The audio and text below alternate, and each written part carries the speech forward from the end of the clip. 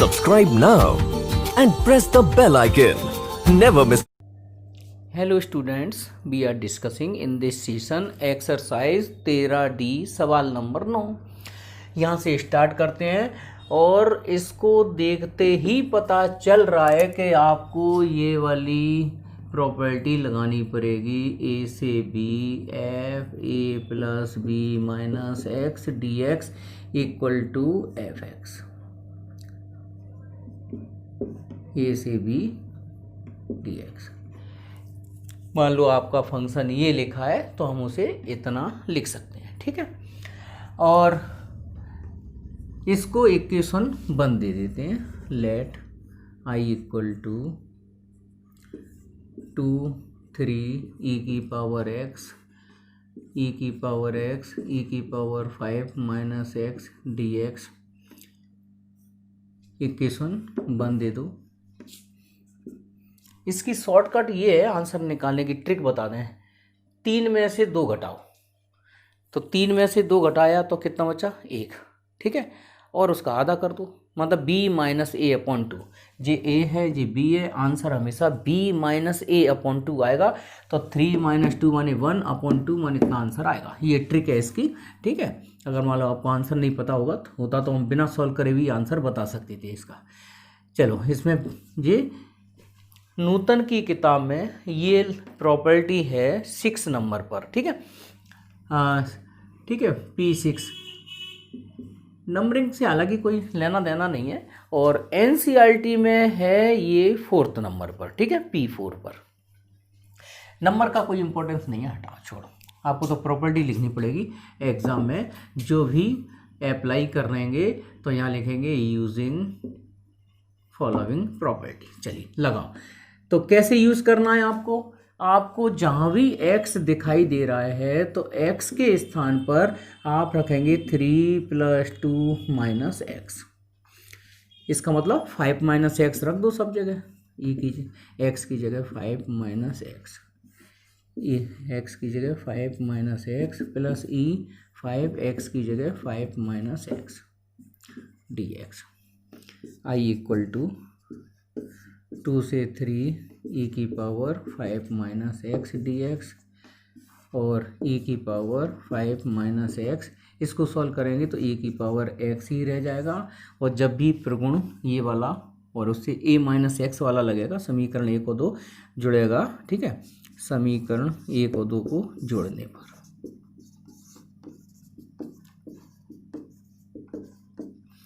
तो आई प्लस आई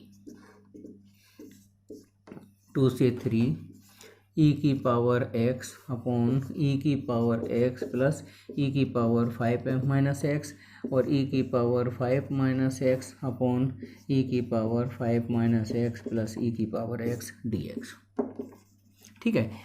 आप लोग देख रहे होंगे अच्छी तरीके से कि अगर एलसीएम ले लूँगा तो ऊपर भी ई की पावर एक्स प्लस ई की पावर 5 माइनस एक्स बन जाएगा। कैंसिल आउट कर दीजिए तो 2i इक्वल टू आ जाएगा कितना? 1 डी एक्स। लिमिट 2 से 3 तो 2i इक्वल टू इसका 1 का इंटीग्रेशन x लिख दीजिए 2 3 तो 2i इक्वल टू 3 माइनस 2 तो 2i इक्वल टू 1 और i इक्वल टू 1 अपॉन 2। यही हमें प्रूव करना था, ठीक है। कोई दिक्कत नहीं है। चलिए सवाल नंबर 10, बहुत आसान सवाल है। इसमें भी अपन प्रगुण ये वाला लगाएंगे, ठीक है। जो अभी लगाया था 9वें सवाल में, उस प्रगुण का मॉडिफाई है। 0 से a F x d x लिखा हो तो हम उसे 0 से a F A minus x d x लिख सकते हैं। और ध्यान रखना, आपका जो भी सवाल आएगा इसी प्रॉपर्टी से आएगा, ठीक है। P4 नंबर पर होगी ये प्रॉपर्टी। चलिए, तो ये प्रॉपर्टी लगाने से पहले अपन इसको ट्रिग्नोमेट्रिक फंक्शन में कन्वर्ट करते हैं। तो यहाँ let x equal to a sine theta रखो पहले, ठीक है। इसको डिफरेंशिएट कर दो, dx equal to a cos theta d theta और इसके बाद इस प्रॉपर्टी को ट्रिग्नोमेट्रिक फंक्शन में कन्वर्ट करते हैं। अगर मैं x की जगह a रखूं तो थीटा आएगा कितना, π/2। साइड से मैं लिख देता हूं, और 0 रखेंगे तो 0 आएगा। dx की वैल्यू ये रख देते हैं a cos theta d theta, x की जगह a sin थीटा रखना है, और अंडर रूट में a square sine square theta. ये पूरी तरह से सिंपल करके लाओ, स्टेप बढ़ा देते हैं। a sine theta, A square common कर लो, 1 माइनस साइन स्क्वायर थीटा को कॉस स्क्वायर थीटा लिख दोगे तो फाइनली ये ए कॉस थीटा हो जाएगा, ठीक है। और एक ऊपर नीचे कॉमन लेके कैंसिल आउट कर दो तो 0 से π/2 cos theta d theta upon sine theta plus cos theta, A से कैंसिल करने के होने के बाद अब हम इसको देते हैं इक्वेशन 1। इनको हटाओ, चलो इक्वेशन 1 के बाद अब ये वाली प्रॉपर्टी इसमें अप्लाई करेंगे। x की जगह क्या रखना है तुम्हें, π/2 माइनस थीटा, और आप फाइनली आपका आंसर मिलेगा। देखो मैंने आपको ट्रिक बताई है, जब भी ये प्रॉपर्टी लगे, जब भी ये लगे अधिकांश कॉस साइन में, या आपका function f(x) upon f(x) plus f(a) minus x की फॉर्म में हो तो आपका आंसर इसका आधा होगा, π/4। देखो π/4 है, ओके। अगर ऑब्जेक्टिव में आ जाता है तो इस ट्रिक का यूज़ कर सकते हैं। एक बार फिर सुनो, अगर आपका सवाल किस फॉर्म में हो, इंटीग्रेशन 0 से a f theta plus f(a) minus theta, तो इसका आंसर हमेशा a/2 मिलेगा। a/2 माने लिमिट कितनी है, π/2, आंसर मिलेगा π/4। पर अभी बच्चों की कुछ प्रॉब्लम फंसी हुई है इस सवाल में कि सर ये लिमिट कैसे आई इतनी चेंज होके, तो मैं आपको साइड से बता देता हूँ। हमारा x = a साइन थीटा था, अगर इसमें पुट करूँ लोअर लिमिट कितना, x की जगह 0, तो 0 = a साइन थीटा, a को उधर पहुँचा दो तो साइन थीटा = 0, साइन में 0 0 होता है तो थीटा आ गया 0। अब हम पुट करते हैं x की जगह a, x की जगह a पुट कर रहे हैं तो a = a sine theta, a से a कैंसिल हो गया तो 1 = साइन थीटा। साइन थीटा में 1 किसकी वैल्यू होती है, π/2। तो इस तरह से लिमिट हमारी 0 से π/2 बन गई है ना। मेरे को जुकाम हो रहा है, खांसी आ रही है, तबीयत ख़राब हो रही है, लेकिन मेरे को बड़ा वैसा भी महसूस हो रहा है। सोमवार को वीडियो आपका बना नहीं है ना, संडे को बना नहीं, तो कुछ बच्चे सोच रहे होंगे ऐसा तो नहीं है सर ने रोक दिया ना, रुकेगा नहीं भाई, जब तक दम है तब तक आपका वीडियो अपलोड होते रहेंगे, ठीक है। चलिए अब हम इसमें ये वाली प्रॉपर्टी जब लगाएंगे तो ये प्रॉपर्टी कैसे लगाते हैं, 0 से π/2 कॉस थीटा की जगह π/2 माइनस थीटा डी थीटा। सब जगह x की जगह क्या रखना है आपको, a minus x, a minus x माने π/2 माइनस थीटा, और ये sine π/2 minus theta cos π/2 minus theta. तो ये सिंप्लीफाई करके 11th का कॉन्सेप्ट है, 10th क्लास में ही पढ़ाया आप लोगों ने। कॉस 90 माइनस थीटा क्या बन जाएगा, साइन थीटा डी थीटा, और साइन 90 माइनस थीटा हो जाएगा कॉस थीटा, और ये हो जाएगा साइन थीटा और डी है ना, डी थीटा अपन ने लिख ही दिया है। इसको सेकेंड इक्वेशन दे दो।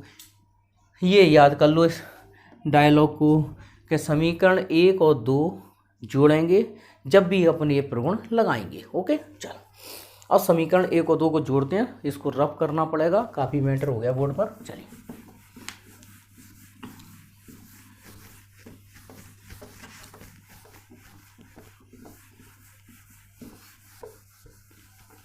जब हम समीकरण 1 और 2 को जोड़ेंगे, यहाँ लिखो एडिंग 1 and 2, तो i प्लस आई 0 से π/2 sine theta upon sine theta plus cos theta, इधर आ गया था कॉस थीटा और sine theta plus cos theta, और ये डी थीटा।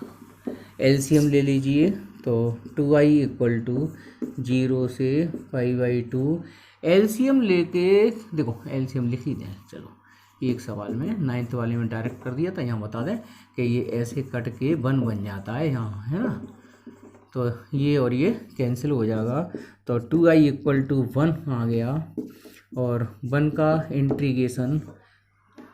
का इंटीग्रेशन सबको पता है, क्या लिखेंगे, थीटा लिखेंगे। डी थीटा के रेस्पेक्ट में चल रहा है, थीटा के रेस्पेक्ट में, तो 0 से π/2 कर दें, डायरेक्ट लिख दें। चलो तो ये थीटा 0 से π/2 और 2i equal to limit apply कर दें, तो π/2 - 0, तो i इक्वल टू π/4 ये आ गया। और ये हमें प्रूव करना था, हेंस प्रूव। ओके, चलिए π/2 log 10x dx equal to 0, i equal to, इसमें भी आप P4 यूज़ करो, 0 से π/2 log 10x dx। P4 मैं शॉर्ट में लिख देता हूँ, जो हमने प्रॉपर्टी क्वेश्चन नंबर 10 में लगाई है। तो 10 में कैसे लगाई है P4, आप लोग एग्जाम में पूरी प्रॉपर्टी लिखेंगे, मैं अब नहीं लिख रहा बार बार में। log 10 x की जगह क्या रखना है आपको, π/2 - x dx। ओके, तो जब भी P4 लगाएंगे, मैं शॉर्ट में लिख देता हूँ P4 माने जो क्वेश्चन नंबर 10 में अभी अप्लाई किया है ना। तो यहाँ 0 से π/2 log 0 से π/2 log 10 90 minus theta, 10th class में पढ़ा होगा, cot थीटा होता है, ठीक है। ओके, अब जब भी प्रगुण 4 लगेगा, समीकरण 1 और 2 जुड़ेगा, समीकरण 1 और 2 को जोड़ने पर, तो i प्लस i 0 से π/2 log 10x dx प्लस 0 से π/2 log cot x dx। 0 से π/2 log का नियम है कि ये दोनों संख्याएं प्लस वाली एक log में काय में आ जाएंगी, गुणा में आ जाएंगी। और ये भी सबको पता है, 0 से π/2 log 10x cot x cut जाएगा ना, cot को क्या लिख दो, 10x, cot को लिख दो 1/10x dx। तो 10x और 10x कैंसिल हो गया, क्या बचा log 1। और log 1 की वैल्यू हम 0 पता है, कर देंगे 0 से π/2 log 1, है ना। log 1 की वैल्यू क्या होती है बेटा, 0 से π/2 0 होती है, और 0 का इंटीग्रेशन 0 ही होगा, तो फिर लिमिट वगैरह कुछ नहीं रखेंगे, ठीक है।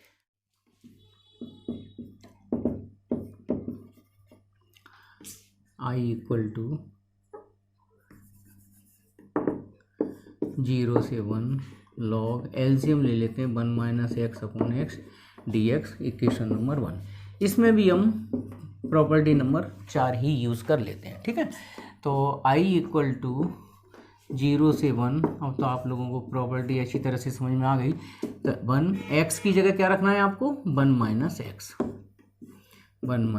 x dx, i equal to 0 से 1, ये x/1 - x बचेगा। और जब भी प्रगुण 4 लगेगा, समीकरण 1 और 2 जुड़ेगा, ठीक है। तो यहाँ लिखेंगे एडिंग 1 and 2 वी गेट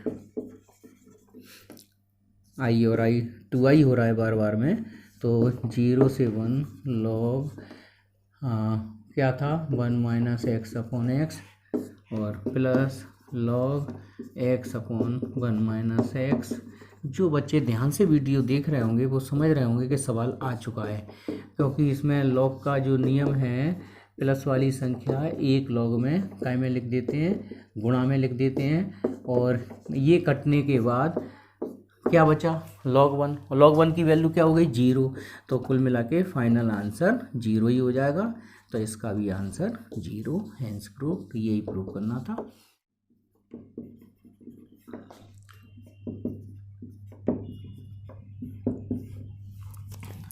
सवाल नंबर 13, आज का लास्ट सवाल, 5 सवाल से लेंगे, ठीक है।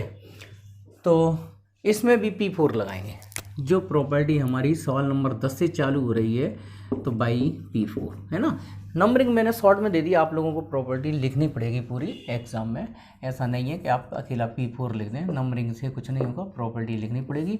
तो 0 से π/2, इस प्रॉपर्टी के अनुसार x की जगह आपको क्या रखना है, इस प्रॉपर्टी से x के स्थान पर आपको सब जगह π/2 माइनस एक्स, जहाँ भी x दिखाई दे रहा है π/2 माइनस एक्स रख दीजिए। sin 2 π/2 minus x log 10 π/2 minus x dx। 0 से π/2 साइन 2 का मल्टीप्लाई कर दो तो ये पाई माइनस 2x आ जाएगा। log 10 90 minus theta, cot theta होता है तो कॉट एक्स dx हो गया। साइड से लिख दो तो बहुत अच्छी बात है, ऐसे लिख दिया करो कि 10 90 माइनस थीटा कॉट थीटा होता है, ठीक है। चलो 0 से π/2 sine 180 minus theta sine theta ही होता है। log cot x dx equation, इसको भी लिख दो क्या, sine 180 minus theta second quadrant में साइन पॉजिटिव होता है, चेंज भी नहीं होगा, साइन का साइन ही यहाँ होगा। तो जिन बच्चों को ये नियम नहीं पता तो आप लोग याद कर लो, sine 180 minus theta sine theta लिखना है आपको। अगर साइन की जगह कॉस आएगा, टेन आएगा तो यहाँ माइनस लग जाएगा, ठीक है।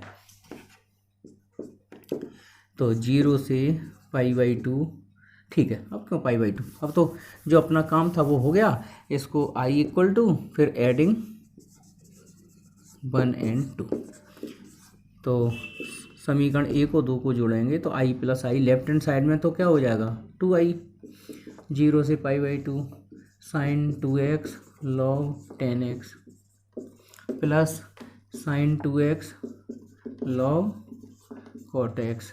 देखो फिर जो चतुर और होशियार बच्चे हैं और जो लगातार एक एक शब्द को सुनते हैं, वीडियो लगातार देख रहे हैं, है ना, तो उन्हें पता है कि इसका आंसर भी 0 आएगा। क्यों आएगा, साइन 2x जैसे मैंने कॉमन ले लिया तो ये log 10x और log cot x, अब यार मिल के क्या हो जाएगा ये log 1, और log 1 की वैल्यू 0 हो जाएगी।